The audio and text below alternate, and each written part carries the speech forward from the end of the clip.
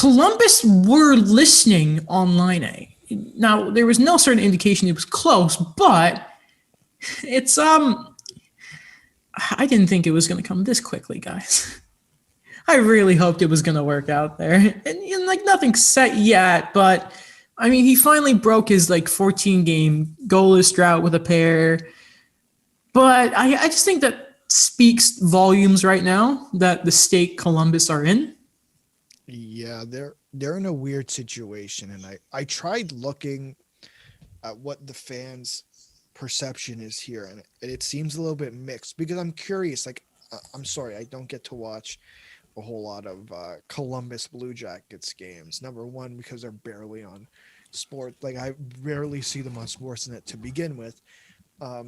It's just what, like, is it Torts? Because I see some fans saying, well, it's Laine, some fans saying it's Torts. And I have a feeling it's somewhere in the middle. Listen, Portsline had that article about how they tried to make him into a power forward that can work both ends of the ice. It's not going to work. Halfway through a year, or during a season. Like, what are you doing? That's not his game.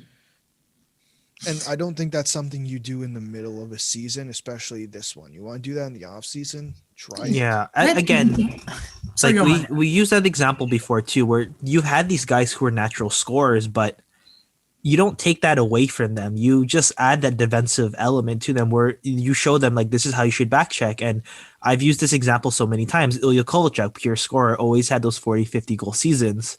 He goes to New Jersey, he struggles in the offseason, and Lou Lamoriello talks to him. This is what you need to do if you want to be, if you want to like get the most out of your game. And he brought it back. This was the year they went back to the finals. He went back to 80 points plus.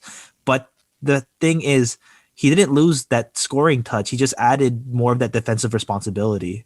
Mm-hmm. You can even use Matthews as an example. Like, I think if you watch Matthews throughout the last season, 1920, that there was small progressions made throughout the season, but where you saw the biggest changes was when they stopped playing in March and they started playing again in July. You saw strides that were made defensively. Then when they started again playing this season, even in the first game against Montreal, there were parts where you saw he made strides in the offseason. The biggest strides, from what I've seen, aren't really done in the regular season. It's once the season's like in the off season where most of your strides are probably going to be made. Let him get a training camp in your system under him first before you try and change an entire player's game. Right. It's simple. What are you doing? You're fools. Listen. I think he holds out. I feel like he'd hold out. What do you think? Oh, for sure. He's gonna hold out. First off. Oh, sorry. Go ahead. Sorry. Yeah. No, I was just gonna say if they extend Torts, because this is obviously his last season, under his current contract, Laine's gone. Like, first off, he's an RFA, so he's obviously going to take a lot longer because that just seems to be the trend now. And yeah, what is the relationship with Columbus right now? Unless they're like, hey, we're going to give you whatever you want. It's like a Carmelo Anthony situation.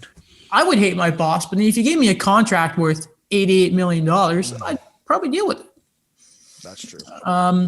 Or maybe he takes a bridge and demands a trade before training camp, like a certain Pierre-Luc Dubois. It'd be funny if that happened again. And I don't know. And then they trade him for whatever.